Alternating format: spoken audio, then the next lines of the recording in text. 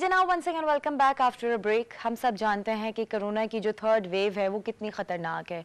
बार बार इसके बारे में बताया जा रहा है कि अब सिर्फ ऐसा नहीं है कि एक लिमिटेड लोगों के बारे में बात हो रही हो कि सिर्फ ये बूढ़ों को अटैक कर सकता है, ये बच्चों के लिए भी अब ख़तरनाक है, ये नॉर्मल एजड लड़के लड़कियाँ जो यंगस्टर्स हैं उनके लिए भी ख़तरनाक है। और ये इस तरह की वबा है कि अगर एक इंसान को, एक शख्स को हो गया तो वो पता नहीं कितने सैकड़ों लोगों के अंदर इस चीज़ को स्प्रेड कर सकता है। तो ये सिर्फ एक किसी इंसान की बात नहीं है, ये पूरे मुल्क की बात है, पूरी दुनिया की बात है। ऑल ओवर द ग्लोब ये सिलसिला चल रहा है और इससे किस तरह से हमें बचना चाहिए इसके बारे में हमारी हुकूमत, हमारी हर जगह इन सारी बातों के बारे में अवेयरनेस चल रही है कि आपने मास्क का इस्तेमाल करना है, आपने पब्लिक प्लेसेस में नहीं जाना, किसी भी गलत चीज़ को, ऐसे किसी चीज़ को हाथ लगा के अपने डायरेक्ट मुंह पे हाथ ना लगाएं। मास्क पहनने से आपको इन सारी चीज़ों का फ़ायदा ज़रूर होगा। लेकिन ये भी अल्लाह का लाख लाख शुक्र है कि वैक्सीन आ चुकी है। पहले तो पैरामेडिकल स्टाफ तक ये महदूद थी, लेकिन अब ये आहिस्ता आहिस्ता नॉर्मल पब्लिक की तरफ भी जा रही है। लेकिन आज थोड़ा सा हम इन सारी चीज़ों को मिक्स करके डिस्कस करेंगे। हमारे साथ जो यहाँ पर मेहमान मौजूद हैं वो हमें सही ऑथेंटिक तरीके से बताएंगे कि हमारे कितने मिसकंसेप्शंस बन चुके हैं, कितना डर और खौफ है वैक्सीन को लेकर, कोरोना को लेकर, और हमें आगे जो फ्यूचर में प्लान करना है वो किस तरह से करना है ताकि हम इस वबा से जितना हो सके उससे बच सकें और अपने प्यारों को भी बचा सकें। तो उसके लिए आइए वेलकम करते हैं, हमारे साथ यहाँ पे मौजूद है consultant physician doctor Farhat Shoaib. अस्सलाम वालेकुम जी। वालेकुम सलाम। कैसे हैं आप? जी अल्लाह का शुक्र है। Thank you so much doctor for coming here and it's a very important topic जिसके बारे में अगर हम जितनी भी अवेयरनेस दें मुझे लगता है कम ही है, क्योंकि जिस अंदाज में हमारी जो ये बचाने की ताकत थी शुरू हुई थी, अब आहिस्ता आहिस्ता वो फिर रिलैक्सेशन की तरफ चली गई, जिसकी वजह से कोरोना ने फिर जो है वो एक ऐसी करवट बदली है थर्ड वेव के नाम पे कि अब वो बढ़ती ही चली जा रही है। तो सबसे पहले तो मैं आपसे पूछना चाहूंगी कि इस वक्त जो थर्ड वेव की situation according to you as doctor वो क्या है, ताकि हम सबको पता चल सके कि इस वक्त हम किस जगह खड़े हुए हैं और हमें कितनी एहतियात करनी चाहिए।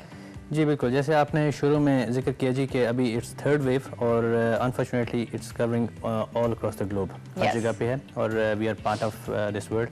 हमारे यहाँ तकरीबन नंबर्स वैसे ही हैं जैसे पूरी दुनिया में हैं। बहुत सारे तो ऐसे हैं जो सामने आ रहे हैं, लेकिन बहुत से अनरिपोर्टेड केसेस भी हैं, क्योंकि हमारी चेकिंग उस तरह से नहीं हो रही जैसे मतलब इस मैस चेकिंग नहीं हो रही है। बिल्कुल। तो अगर हम सिर्फ हॉस्पिटल्स की सिचुएशन इस वक्त देखें तो पिछले कुछ दिनों में हमारे सिर्फ अगर इस्लामाबाद के अगर हम देखें हमारे पास ICU और जो कोविड वार्ड्स की थे there were no beds available. अच्छा, मतलब इतनी इंटेंसिटी बढ़ गई है। जैसे ये सेकंड वेव के बाद कुछ टाइम आया था कि हमारे जो हम डेली इंटरेक्शन में पेशेंट्स को देखते थे और हमारे पास जो पेशेंट एडमिट होते थे हमारे पास कुछ बेड्स अवेलेबल होते थे।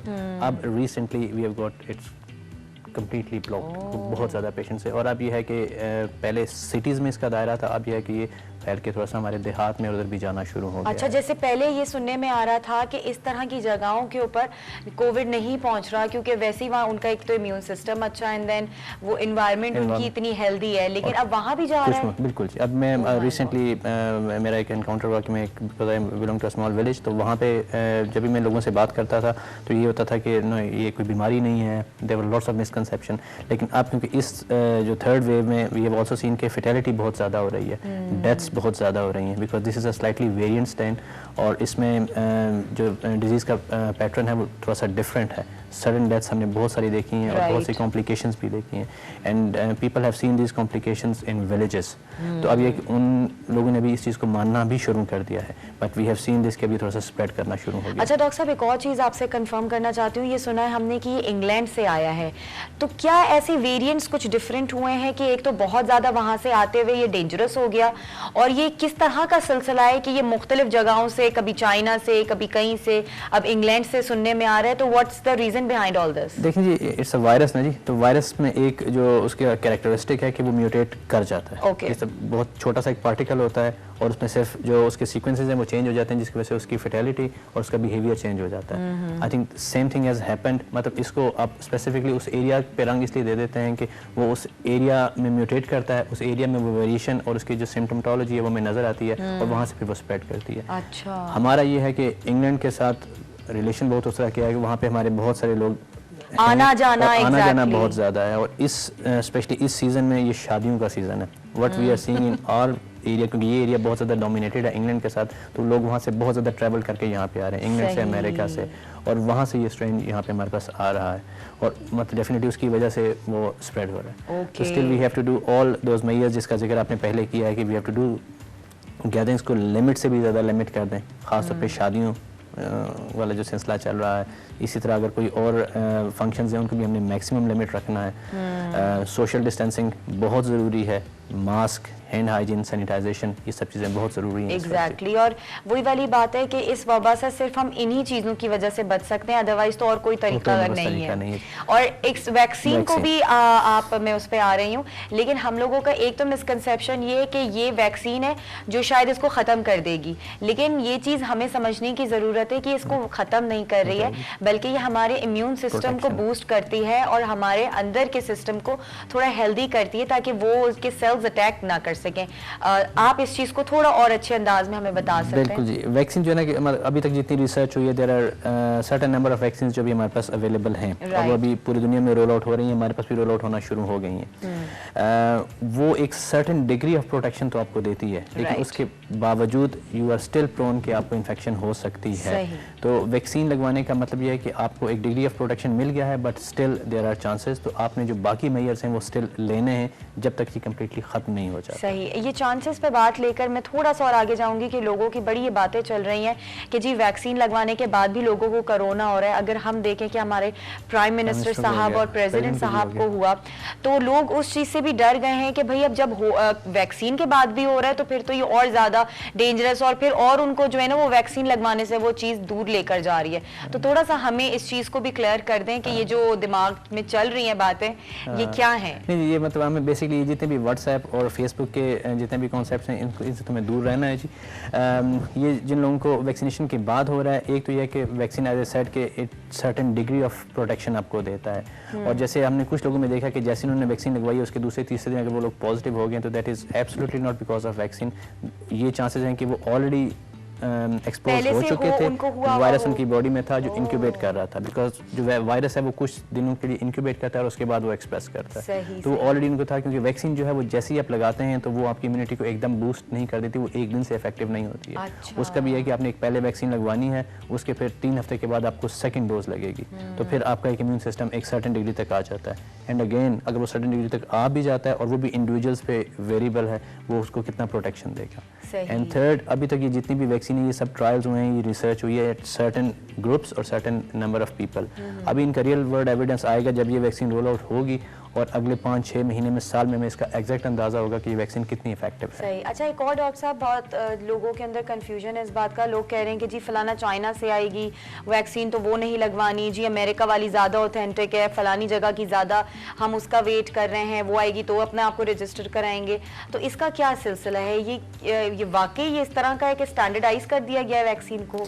नहीं जी, देखें ये जितनी भी वैक्सीन हैं, जो चाइनीज़ वैक्सीन है, we have got Russian, we have got जो ब्रिटिश ऑक्सफोर्ड वैक्सीन है और अमेरिकन, ये सारी थोड़ी थोड़ी सी डिफरेंट तरीके से बनी हुई हैं। इनका जो जेनेटिक मेकअप है वो थोड़ा सा डिफरेंट है, लेकिन all are very effective in terms की जितनी भी इन पर रिसर्च हुई है वो रियल ह्यूमंस पे हुई है और उसके ऊपर डिफरेंट फेजेस में वो ट्रायल हुए हैं, मुख्तलिफ सेंटर्स में हुए हैं, मुख्तलिफ रेसेस पे हुए हैं, वो सारी की सारी इफेक्टिव हैं और उसमें कोई हमें कॉम्प्लिकेशन ऐसा रिसर्च में नहीं मिला। अच्छा, मतलब कहीं से भी अगर आ रही है तो बस आपको लगवानी है। You can use that. मतलब मैंने पर्सनली खुद जो चाइनीज वैक्सीन है साइनोफार्म जो तमाम हेल्थ केयर वर्कर्स को लग रही है, मैंने वो लगवाई है। अच्छा, एंड यू आर माशाल्लाह परफेक्टली ऑलराइट, कोई इशू नहीं है। कोई साइड इफेक्ट वगैरह? मुझे 3 हफ्ते गुजर गए जी, मुझे तो दर्द भी नहीं हुआ जी बाजू में, ठीक है ना जी। लोग कहते हैं इससे टेम्परेचर होता है, तबीयत खराब होती है, मुझे नहीं। कुछ लोगों को टेम्परेचर थोड़ा बहुत हो सकता है, बाजू में दर्द हो सकता है, लेकिन majority they don't get any issues. Even मैंने अपने फैमिली को भी यही कह रहा हूँ, मेरे फैमिली मेम्बर्स भी वही लगवा रहे हैं। तो जो भी वैक्सीन आपके लिए अवेलेबल है, डिपेंडिंग अपॉन जिस आप एरिया में हैं और जैसे जैसे ये रोल आउट हो रही है, यू शुड गेट रजिस्टर्ड। और प्लीज़ जितने भी आपकी जो सोशल मीडिया है, व्हाट्सएप है, फेसबुक है, इन चीज़ों पर बिल्कुल ध्यान रखें। अच्छा, एक और चीज़ बताइएगा कि जो जैसे एजेड लोग हैं, ठीक है, अब अगर वही वाली बात है कि जो इस एज के जो लोग होते हैं उनको कुछ ना कुछ बीमारी लाजमी होती है, चाहे बीपी की बीमारी हो गई, चाहे शुगर हो गई, इस तरह की चीज़ें, या हार्ट पेशेंट्स हो गए, तो क्या उनके लिए लगवाना भी ठीक है, या वो कोई एक सर्टन टेस्ट होगा उसके बाद ही वो होगा कि जी अगर आप इस लिमिटेशन के अंदर हैं, बाउंड्री के अंदर हैं, तो ही ये आप लगवा सकते हैं, अदरवाइज नहीं? देखिए अगर तो किसी पेशेंट को कोई क्रोनिक इलनेस चल रही है, जैसे डायबिटीज़ है, हाइपरटेंशन है, हार्ट डिजीज़ है या स्ट्रोक है या किसी किस्म की कोई क्रोनिक इलनेस चल रही है जो स्टेबल है, जिसकी वो दवाइयाँ ले रहे हैं, तो उसमें तो कोई इशू नहीं है, they can get self registered and they can get vaccination. लेकिन अगर कोई एक्यूट इलनेस है, कोई वायरल इन्फेक्शन चल रही है, कोई बैक्टीरियल इन्फेक्शन चल रही है, तो उसमें वो टाइम उनको क्रॉस करना है। उस टाइम के बाद जब वो सेटल डाउन हो जाते हैं, जैसे किसी पेशेंट को किसी इन्फेक्शन की वजह से बुखार है, तो उस वक्त उनको जाके वैक्सीनेशन नहीं करवानी चाहिए। या कोई एक्यूट इलनेस चल रही है जो पिछले 2-3 दिन से उनको स्टार्ट हुई है, कोई फ्लू हो गया है, कोई और प्रॉब्लम हो गई है, तो उस टाइम पे उनको नहीं करवानी चाहिए। उसके बाद once they settle they can consult their respective doctor और उसके बाद फिर उनको करवानी चाहिए। लेकिन बाकी जितनी भी क्रोनिक इलनेसेस हैं और एज, उसमें कोई इशू नहीं। ओके अच्छा, एक और अब जाहिर सी बात है कि as you are a neurosurgeon, तो न्यूरोलॉजिस्ट सॉरी तो बड़ा एक इम्पॉर्टेंट टॉपिक मैं आपके साथ डिस्कस करना चाहती हूँ। सोशल मीडिया हम सब जानते हैं कि किस तरह से तेज़ी से आगे बढ़ रहा है, हर किसी की ज़िंदगी में इतनी इंपॉर्टेंस रखने लगा है। लेकिन एक चीज़ ऐसी है, ज़ाहिर हर चीज़ के प्रॉज एंड कॉन्स ज़रूर होते हैं, तो किस तरह से वो एडल्ट्स और किस तरह से वो बच्चों के ऊपर असरअंदाज कर रहा है, क्योंकि अब हमारा जो स्क्रीन टाइम है वो ज़्यादा मज़ीद बढ़ चुका है। बच्चों को इतनी आदत हो चुकी है अपने टैब्स की, फ़ोन्स की, कि शायद वो उसके बगैर खाना नहीं खाते, उसके बगैर वो सोते नहीं है। कहीं सुकून से अगर बैठना है तो अम्मा अब्बा का वो एक है कि हाँ जी फ़ोन दे दिया तो ये आराम से एक जगह बैठ जाएगा।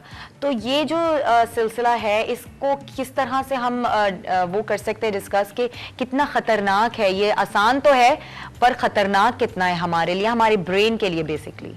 देखें जी, सोशल मीडिया ने, मोबाइल फ़ोन ने, टैब ने, इंटरनेट ने हमारी ज़िंदगी बहुत आसान कर दी है। लेकिन जैसे भी हम थोड़ी देर पहले बात कर रहे थे कि जैसे कोविड वैक्सीनेशन को अगर हम सिर्फ एक एग्जांपल ले लें, तो इसमें बहुत सारी मिसकंसेप्शन है जो सोशल मीडिया की वजह से लोगों में जा रहे हैं। ठीक है जी, लोग वैक्सीनेशन नहीं करवा रहे, लोगों में इस बीमारी के बारे में गलत कंसेप्ट आ गए, जिसने जो समझ में आया वो लिख दिया, बिकॉज इट्स वेरी अनऑथेंटिक। तो मतलब बड़ों के लिए भी ये बहुत खतरनाक है, बच्चों के लिए तो खैर इसके मतलब खतरे की कोई हद ही नहीं है ना जी। तो बड़ों को भी जो भी, क्योंकि बड़े मेजॉरिटी उनकी डेवलपमेंट हो चुकी होती है, उनकी एजुकेशन हो चुकी होती है, स्टिल वट एवर इंफॉर्मेशन जो भी वो देखें, मेक श्योर कि उसका कोई साइंटिफिक ग्राउंड है, वो इन्फॉर्मेशन किस ग्रुप से शेयर हो रही है, उसको इन्फॉर्मेशन शेयर करने वाला कौन है। तो ये सारी इन्फॉर्मेशन बड़ों के लिए वेरी सेंसिबली उसको देखना ज़रूरी है, उनको दूसरे लोगों से डिस्कस करना, दूसरे फोरम्स पर डिस्कस करना बहुत ज़रूरी है, और उस स्पेसिफिक इन्फॉर्मेशन के पर्टेनिंग जो भी साइंटिफिक बंदा उनको अवेलेबल है उससे वो बात करके तो उसको आगे फैलाएं। और एक और इम्पॉर्टेंट, जैसे मतलब हदीस भी है कि किसी भी बात को आपने बगैर तहकीक के और आगे फैलाना नहीं है, तो हम हर चीज़ को फॉरवर्ड कर देते हैं। क्योंकि फॉरवर्ड कर देने वाला कॉन्सेप्ट है ना जी, ये बहुत गलत है। एग्जैक्टली, क्योंकि आपने भले बगैर पढ़े फॉरवर्ड कर दिया, सामने वाला उस चीज़ के ऊपर तो फिर सब कुछ रिलाई कर सकता है। अब आपको नहीं पता कि अगले बंदा का लेवल कैसा है, वो उसको कैसे लेगा और वो उसको आगे कैसे फैलाएगा। ठीक है, तो ये इसकी वजह से ये बहुत चीज़ें जो वायरल हो जाती हैं, बहुत से मिसकॉन्सेप्ट जो हैं वो आगे चले जाते हैं। तो बड़ों को जो है वो रिस्पॉन्सिबिलिटी करनी चाहिए। बच्चों के लिए जी वो तो खैर it's a very different ball game जी, कि उसमें तो it can affect everything, it can affect their physical development, ये उनकी मेंटल डेवलपमेंट, उनकी सोशल डेवलपमेंट, सब के लिए इट्स हार्मफुल। तो जैसे मतलब इसमें एग्जांपल ऐसे, जैसे बड़ों के लिए स्मोकिंग हार्मफुल है, ऐसे बच्चों के लिए ये हार्मफुल है, क्योंकि वो टाइम है जब बच्चे ग्रो कर रहे होते हैं जी।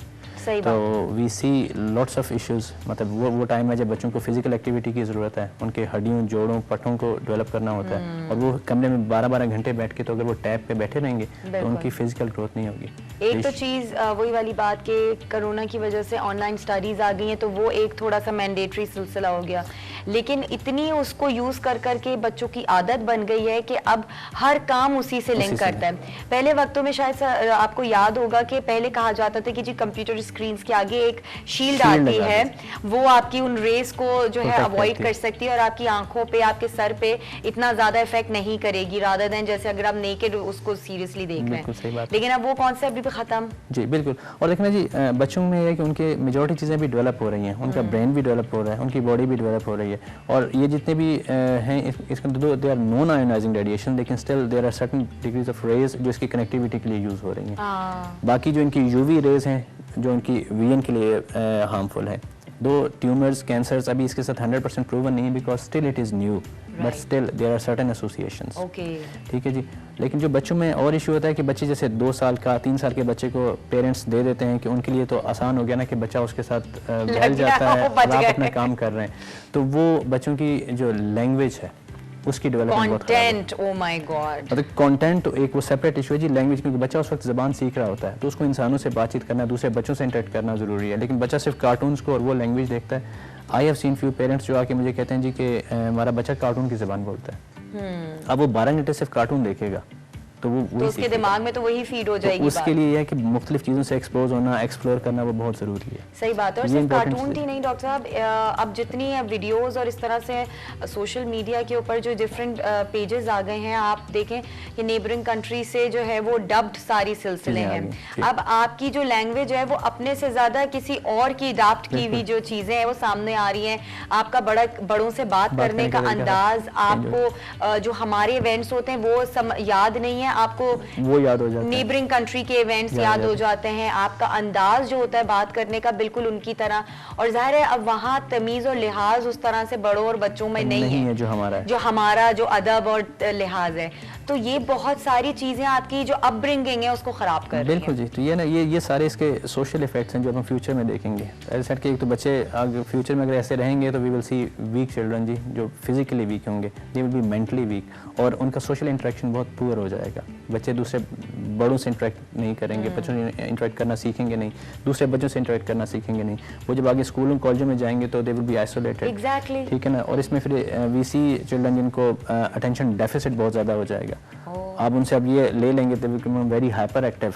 तो इस तरह की ये सारी वो चीज़ें जब हम आगे फ्यूचर में देखेंगे तो इसमें यह है कि दिस इज़ द टाइम जब ये सारी इन्फॉर्मेशन हम लोगों को डिलीवर करें, एंड सिर्फ लोगों को बताना नहीं, इसका तदारुक करना बहुत ज़रूरी है कि we have to limit their screen time as much as possible. Exactly. और इसमें एडल्ट्स को बहुत इंपॉर्टेंट रोल प्ले करना है। मतलब मैं इसी बात पे आ रही थी कि पेरेंट्स का जो इस वक्त जो रोल है ना वो बहुत इंपॉर्टेंट है। जो तरबियत, अगर ज़ाहिर हर चीज़ की तरबियत आप जो आगाज़ है वो आपके घर से, आपके माँ बाप से होता है, माँ से स्पेशली।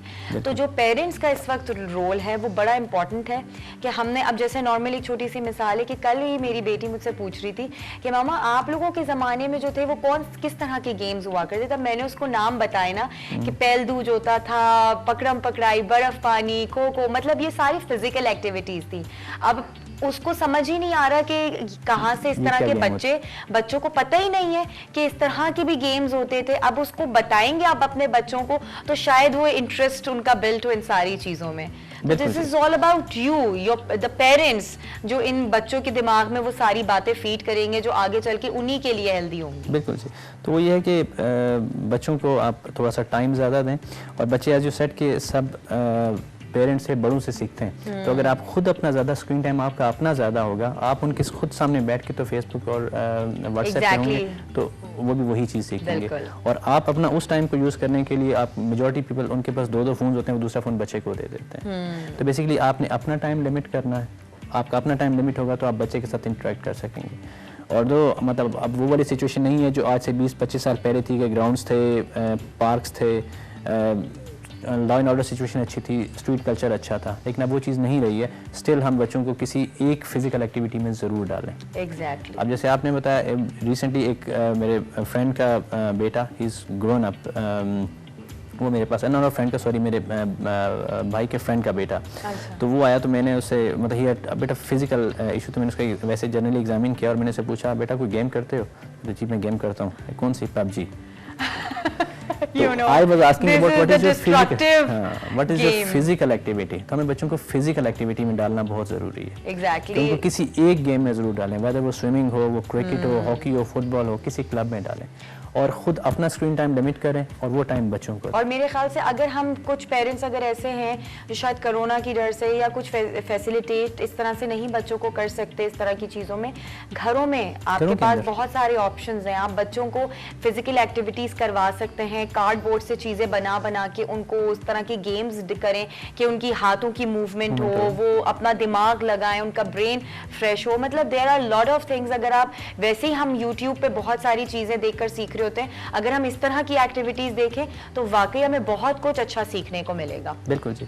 और तीसरा बहुत इंपॉर्टेंट है कि इसके जो कंटेंट्स हैं मतलब बहुत से, ठीक है आपको थोड़ा सा बच्चे को स्क्रीन टाइम अगर है भी तो उसको सुपरवाइज्ड रखें, वो भी एक सिग्नल बच्चे को जाएगा कि जो भी है मैं सुपरवाइज्ड हूँ। एग्जैक्टली अनचेक्ड बच्चा जाता है that is even more detrimental and more harmful to children. बिल्कुल सही बात है। Well thank you so much doctor Farhat. And जो अभी हमने चीज़ें डिस्कस करी regarding corona, regarding vaccine, regarding social media, ये सारी चीज़ें आजकल के दौर में अगर हम देखें तो बहुत ज़्यादा नज़र आ रही हैं, और ये सिर्फ इसी वजह से है क्योंकि हम अपनी लापरवाही और अपने टाइम को बचाने के लिए, अपने आप को केयरलेस बनाने के लिए इन सारी चीज़ों को हम बढ़ावा दे रहे हैं। चाहे कोरोना है, चाहे इस तरह की जो मिसकंसेप्शंस है वैक्सीन को लेकर, हमने किसी पर अमल नहीं करना। हमने सिर्फ ये देखना है कि ऑथेंटिक चीज़ क्या है, रिसर्च बेस्ड बात पर यकीन करें। किसी भी ऐसी सोशल मीडिया की बात को या किसी ने कुछ लिख दिया तो उस पर यकीन ना करें, किसी ने कुछ बता दिया, जब तक आप उस चीज़ को खुद ना समझें और आपने उसको एक्सपीरियंस ना किया। साथ साथ अपने बच्चों का मुस्तकबिल आपके खुद के अपने हाथ में है, हमारे मुल्क का सरमाया है। ये हमारी जनरेशन अगर इस तरह से कमज़ोर आगे बढ़ेगी और उनको कुछ भी इस तरह की फ़िज़िकल एक्टिविटीज़ में इन्वॉल्वमेंट नहीं होंगी तो अब आप सोच सकते हैं कि आगे चलकर ये क्या बनेंगे। तो इसलिए वक्त से पहले रहते हुए हम जो है चीज़ों को अगर सुधार लेंगे तो आगे जाके हमें खुद रोना नहीं पड़ेगा। तो इसी के साथ मैसेज के साथ हम एक छोटा सा यहाँ ब्रेक लेते हैं।